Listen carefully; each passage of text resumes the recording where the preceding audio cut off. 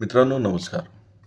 तुम्ही बघत आहात लाईफ कॅटलिस्टचा आमचा हा व्हिडिओ चॅनल आणि माझं नाव अतुल ठाकूर.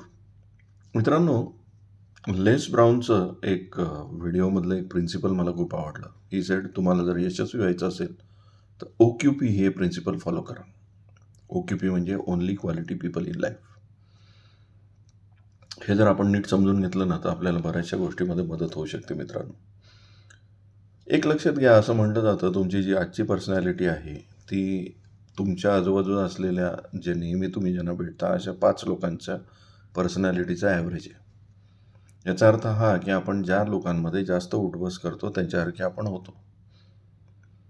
मग आता ही खरी गंमत आहे, जर तुम्ही सदैव अयशस्वी माणसांसोबत असाल, ज्यांच्याकडे लाईफमध्ये प्रॉब्लेम्स आहेत, जे सतत काही ना काहीतरी चिंतेत असतात, अशा लोकांमध्ये जर तुम्ही मिसळाल तर तुम्ही सुद्धा तुमच्या लाईफमधले प्रॉब्लेम अप्रूव्ह कराल म्हणजे काय, तुम्ही म्हणाल ठीक आहे यार, लाईफ तर असंच असतं, प्रॉब्लेम असतातच.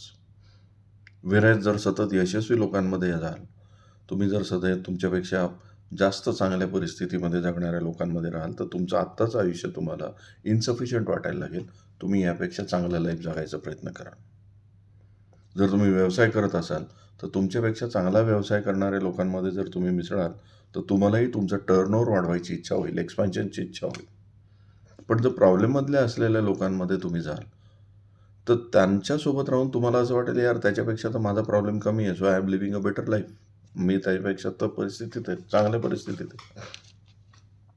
रिलेशनशिप्समध्ये पण बघा तुम्ही, जनरली रिलेशनशिप्समध्ये इश्यू असलेले किंवा कुठलाही प्रॉब्लेम्स असलेले लोक चटकन एकत्र येतात आणि ते एकत्र येऊन जी चर्चा करतात ती त्यांच्या प्रॉब्लेम्सला अप्रूव्ह करणारी असते. मला काय what I mean by problem approval म्हणजे काय, तर ते तुझा प्रॉब्लेम माझा प्रॉब्लेम असं एकत्र डिस्कस करतात आणि मग ते दोघंही जण या कन्क्लुजनला येतात, तुलाही प्रॉब्लेम आहे मलाही प्रॉब्लेम आहे, याचा अर्थ प्रॉब्लेम असणं काही वाईट नाही आहे. मग ते असे ज्याला असं म्हणतात ना की ठेविले अनंते तैसेची राहावे, चित्ती असू द्यावे समाधान वगैरे वगैरे, हे वाक्य पर्सनली घेतात. असं जसं काही त्यांनाच सांगितलं आहे की बाबा रे, हा प्रॉब्लेम असताना पण तुला चित्त जे आहे ते समाधान नाही ठेवायचं आणि तो प्रॉब्लेम तसाच राहणार आहे. त्यामुळे प्रॉब्लेम्स असलेले लोक एकत्र येतात आणि ते प्रॉब्लेम्सला जिवंत ठेवतात, कारण तो प्रॉब्लेम जिवंत असल्यामुळेच ते एकत्र असतात. तुम्हाला एक सूत्र पाळावं लागेल मित्रांनो, की तुम्हाला जे ध्येय गाठायचं आहे ते ध्येय गाठलेल्या किंवा त्याच्या पलीकडे जाऊन लाईफ जगणाऱ्या लोकांसोबत मिसळावं लागेल. जर तुम्ही त्यांच्यासोबत मिसळाल तर तुमचं करंट लाईफ तुम्हाला इनसफिशियंट वाटायला लागेल. तुम्हाला काहीतरी करण्याची ऊर्जा प्राप्त होईल, तुम्ही काहीतरी करण्याची इच्छा ठेवाल. हे तुम्ही फायनान्समध्ये करू शकता, रिलेशनशिपमध्ये करू शकता. तुम्हाला ज्या ज्या एरियामध्ये ब्रेक थ्रू पाहिजे तिथे हे सूत्र पाळून बघा मित्रांनो. मग तुम्ही विचार कराल की जी माझ्या आजूबाजूला माणसं आहेत, ज्यांच्या लाईफमध्ये इश्यूज आहेत, पण त्यांना मी टाळू पण शकत नाही, त्याचं मी काय करू? मित्रांनो, अशा लोकांसोबतचा वेळ कमी करा ना. मला कळतं आहे की तुमच्या लाईफमध्ये काही लोक असे आहेत की जे तुमचे इतके जवळचे आहेत की तुम्ही त्यांना लाईफमधून काढू शकत नाही, पण वेळ तर कमी करू शकता. तुमच्या ब्रेक थ्रूजमुळे त्यांचे पण ब्रेक थ्रूज यायला लागतील, ते पण त्यांचं आयुष्य पुढे जायला लागेल. कन्सिडर करा की तुम्ही त्याच स्टेजमध्ये राहिल्यामुळे त्यांचं पण आयुष्यावर तिथेच राहिलेलं आहे, कारण त्यांना असं वाटतं याच्या लाईफमध्ये तोच प्रॉब्लेम आहे, माझ्या लाईफमध्ये तोच प्रॉब्लेम. त्यामुळे सदैव या अशा सकारात्मक ज्याला असं म्हणूया वातावरणामध्ये स्वतःला ठेवायला लागा. म्हणजे तुम्हाला जर इम्पॅक्ट होत असेल तर पेपर वाचणं बंद करा, न्यूजपेपर बंद करा, काही फरक पडत नाही त्याने. TV बघणं बंद करा. आजकालच्या मालिका नाहीतरी प्रॉब्लेम्सच दाखवतात आणि विलनच दाखवला जातो. सिनेमा तुम्हाला आवडत नसेल तर बघू नका. हा, एंटरटेन करण्याचे दुसरे मार्ग शोधून काढा. पुस्तकं वाचा, कदाचित यूट्यूबवर जाऊन मोटिवेशनल व्हिडिओज बघा किंवा तुम्हाला आवडत्या विषयामधले बघा. काही नाही तर लहान मुलांचे व्हिडिओज बघा, ज्यांनी तुम्हाला आनंद मिळेल. तुमचं ज्यामध्ये लक्ष डायव्हर्ट होईल प्रॉब्लेम्सकडून थोडासा हास्य विनोदाकडे. पॉलिटिक्स आवडत नसेल तर सोडून द्या. ज्या ज्या गोष्टींनी तुमच्यामध्ये इम्पॅक्ट होईल त्या त्या गोष्टी सगळ्या टाळा. ज्याच्यामुळे तुमचा फोकस ढळणार असेल त्या सगळ्या गोष्टी टाळा.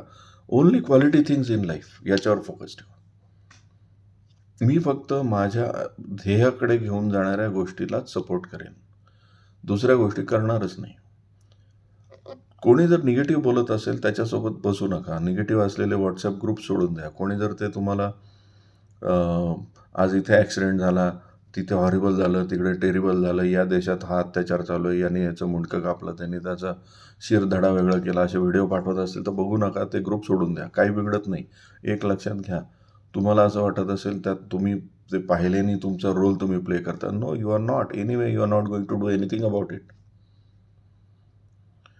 त्यामुळे एक लक्षात घ्या, ते इस्रायल आणि पॅलेस्टाईनचं युद्ध त्यांना लढू द्या. तुम्ही त्यामध्ये उगाच तुम्ही पडू नका. तुम्ही उडी मारल्याने काही फरक पडणार नाही, किंवा तुमचं मत काय आहे याच्यामुळे त्यांना असाही फरक पडणार नाही. त्यामुळे एक लक्षात घ्या, तुम्हाला तुमचं आयुष्य जगायचं आहे, ते पॉवरफुल करायचं आहे, तर तुम्हाला जे पाहिजे त्याच्यावर लक्ष द्या आणि ते बोलणाऱ्या लोकातच मिसळा. जी लोक पूर्वीच्या त्या कायम स्टोरीज सांगत असतात, लहानपण माझं कसं हॉरिबल गेलं, टेरिबल गेलं, आम्ही असे दिवस काढले, त्या लोकातही मिसळू नका. ते पण तुमचा बुद्धिभेद करत राहतील, सतत तुम्हाला निगेटिव्हिटीकडे नेतील.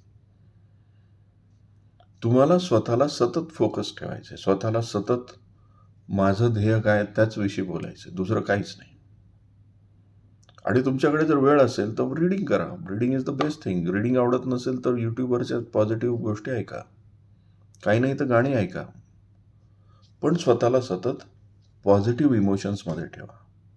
तुमच्या ध्येयाकडे नेणाऱ्या गोष्टीकडे ठेवा. एक लक्षात घ्या, बाय डिफॉल्ट आपल्याला दुःख आवडतं.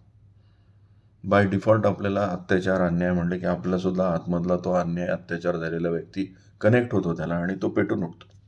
म्हणून तर सिनेमामध्ये 90% वेळ हा अत्याचारामध्ये घातला जातो आणि शेवटच्या 10 मिनिटात हिरो हा विजय मिळवतो आणि सिनेमा संपतो.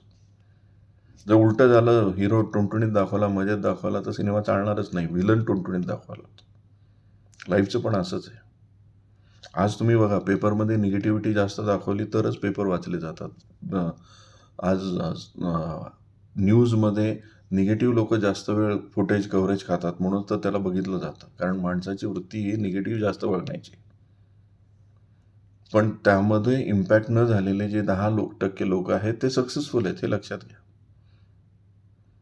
जे भरपूर रिकामे आहेत आणि ज्यांच्या लाईफमध्ये प्रॉब्लेम्स आहेत, ते या प्रत्येक गोष्टीमध्ये स्वतःचं मत आणि ओपिनियन देत बसलेले आहेत, हे लक्षात घ्या मित्रांनो. त्यामुळे तुम्हाला जर त्या 5-10% यशस्वी लोकांमध्ये मिसळायचं असेल, त्यांच्यामध्ये जायचं असेल, तर OQP फॉलो करा. Only quality people in life. अशा कुठे क्लब्समध्ये, अशा पार्ट्याजमध्ये, अशा काय म्हणतात त्याला, नेटवर्किंग क्लबमध्ये पण जाऊ नका, ज्याच्यामध्ये एकत्र येऊन गॉसिपिंग किंवा प्रॉब्लेम सांगितले जातात. बिझनेससारखा बिझनेस होत असेल तर जा तिथे, अन्यथा तिथे जाऊन काही उपयोग नाही. तिथे जाऊनही गॉसिपिंग होणार असेल, हाऊ टू रिझॉल्व्ह प्रॉब्लेम्स, काही उपयोग नाही. GST लागू झाला त्यावेळेस मी माझ्या पार्टिसिपंट्सना हे सांगितलं होतं, GST लागू झाला आहे, now you deal with how to deal with GST. GST कसा अन्यायकारक आहे किंवा असायला पाहिजे की नसायला पाहिजे या चर्चासत्रात भाग पण घेऊ नका. एनिवे गव्हर्नमेंट तुम्हाला विचारून नाही लावलेलं. तुम्हाला ठरवायचं आहे how to be powerful with this.